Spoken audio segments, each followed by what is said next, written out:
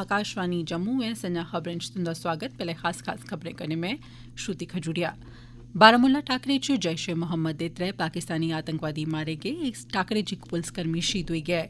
आतंकवादिएं आसेआ श्रीनगर च कीते जाने आह्ले हमले दी योजना नाकाम करी दित्ती गेई। लेफ्टिनेंट गवर्नर मनोज सिन्हा होरें श्री माता वैष्णो देवी नारायणा सुपर स्पेशलिटी अस्पताल च इक नमीं जनरल वार्ड लोकें दे निमित्त कीती। सस्ती सेहत सेवा मुहैया करोआने दे सरकार दे धैइये गी इक बारी उनें फ्ही पक्का कीता। श्री अमरनाथ अस्थापन बोर्ड दे मुक्ख कार्यकारी अधिकारी होरें बनिहाल च जम्मू श्रीनगर राष्ट्रीय जरनैली शिड़कै पर अमरनाथ जी औने आह्ले श्रद्धालुएं गित्तै इंतजामें दा जायजा लैता ते मुल्खै च खंडू दी खपत गी ध्यानै च रखदे होई सरकारै खंडू दे निर्यात पर रोक लाई दित्ती। हर ब'रे 20 लक्ख मैट्रिक टन कच्चे सोयाबीन तेल ते सूरजमुखी तेल दे शुल्क मुक्त आयात दी दित्ती इजाजत। खबरें दी तफसील कन्नै प्रोमिला जम्वाल। जैश ए मोहम्मद आतंकी संगठन दे 3 पाकिस्तानी आतंकवादिएं दा अज्ज सुरक्षाबलें बारामुला जिले च भखे दे इक टाकरे दौरान सफाया करी दित्ता ऐ।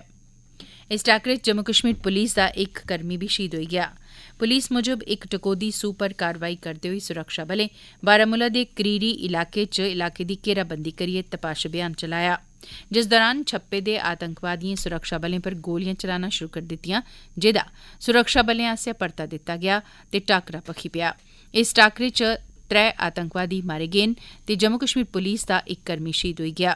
आईजीपी कश्मीर विजय कुमार हुंदे मुजब एह् 3 आतंकवादी पिछले 3-4 म्हीने थमां सक्रिय हे ते पुलिस उंदे पर तक्क रक्खा'रदी ही। उनें गलाया जे इस ब'रे अजें तक्कर 22 पाकिस्तानी आतंकवादिएं गी मारी दित्ता गेआ ऐ।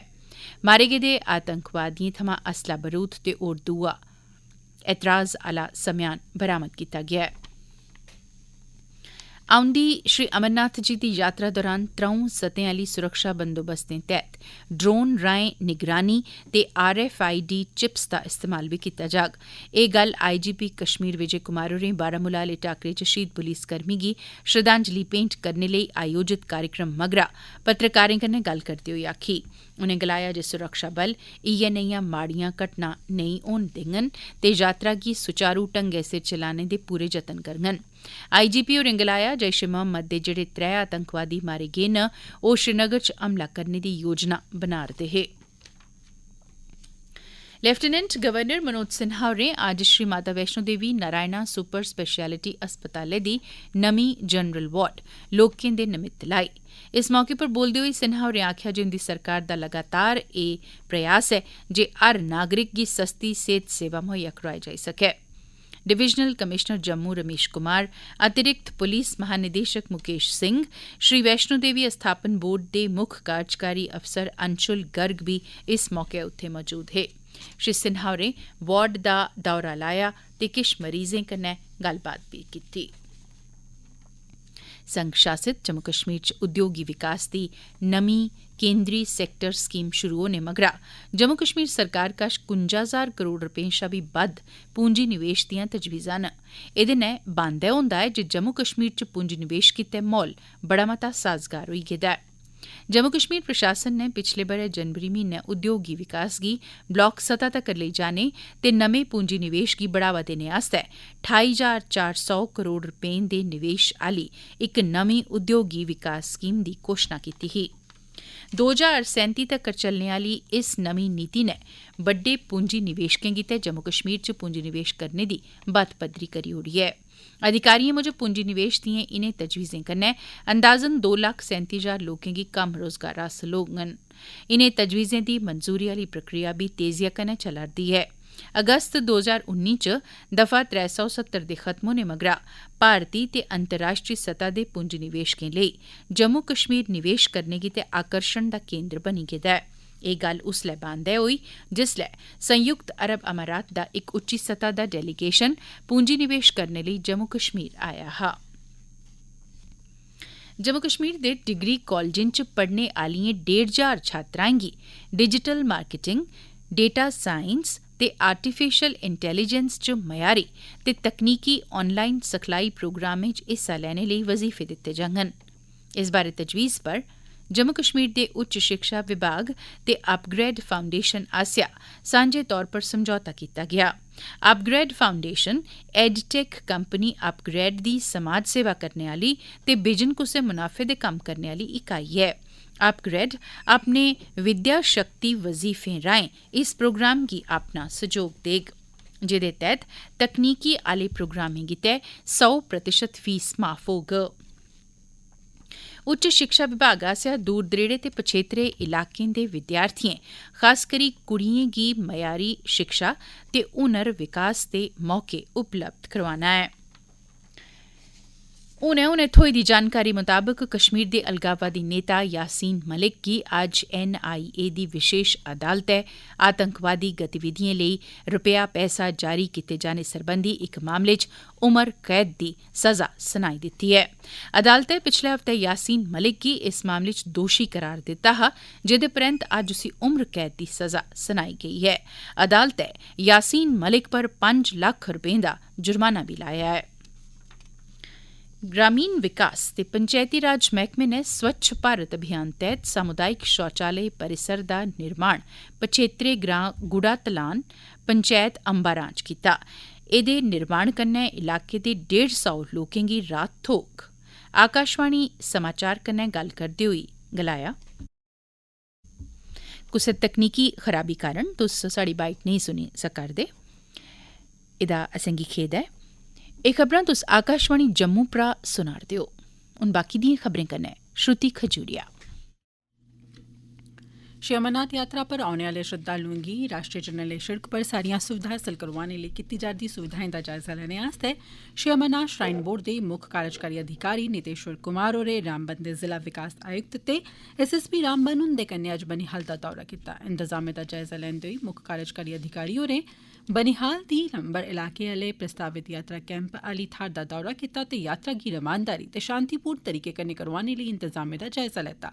उनें चंद्रकोट थाह्र बनाए जा करदे नमें यात्री निवास दा दौरा लाया ते सुविधाएं दा बी जायजा लिया। सरकार ने इस ब'रे सितंबर म्हीने खत्म होने आले खंडू दे सीजन दौरान खंडू दे 10 मिलियन टन शा बद्द निर्यात पर रोक लाई दित्ती ऐ। सरकार ने आखेआ जे इयां पिछले किश म्हीनें च खंडू दे निर्यात दे बाद्दे गी ध्यानै च रखदे होई कीता गेआ ऐ। नमें दिशा निर्देशें मूजब खंडू आली मिलें ते निर्यातकें गी EROs दी शकल च खुराक मंत्रालय शा मंजूरी लैनी होग।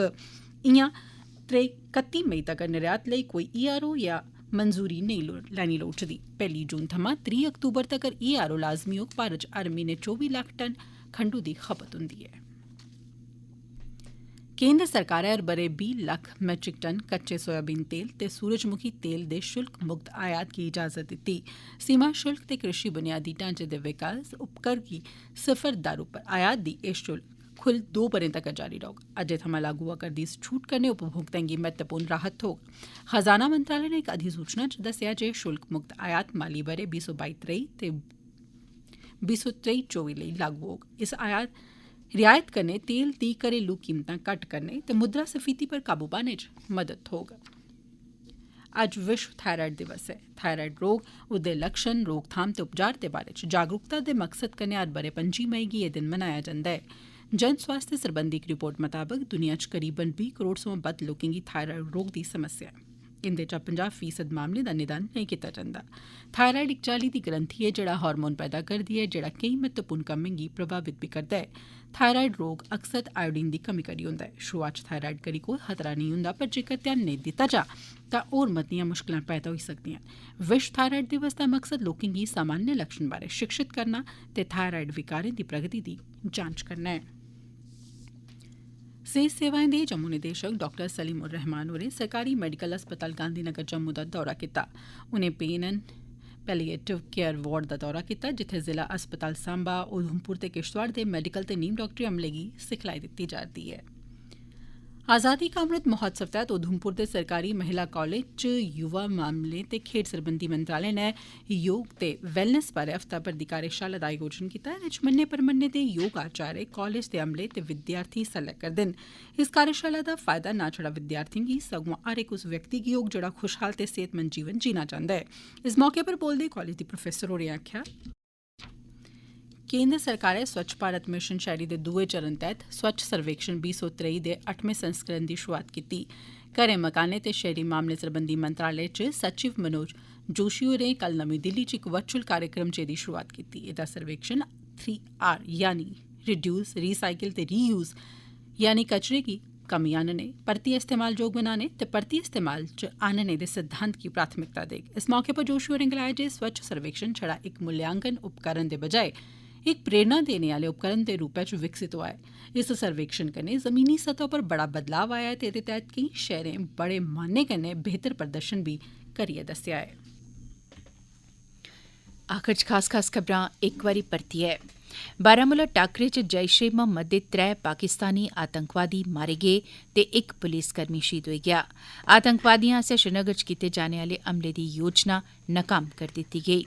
लेफ्टिनेंट गवर्नर मनोज सिन्हा होरें श्री माता वैष्णो देवी नारायणा सुपर स्पैशलिटी अस्पतालै च इक नमीं जनरल वार्ड लाई लोकें दे निमित्त।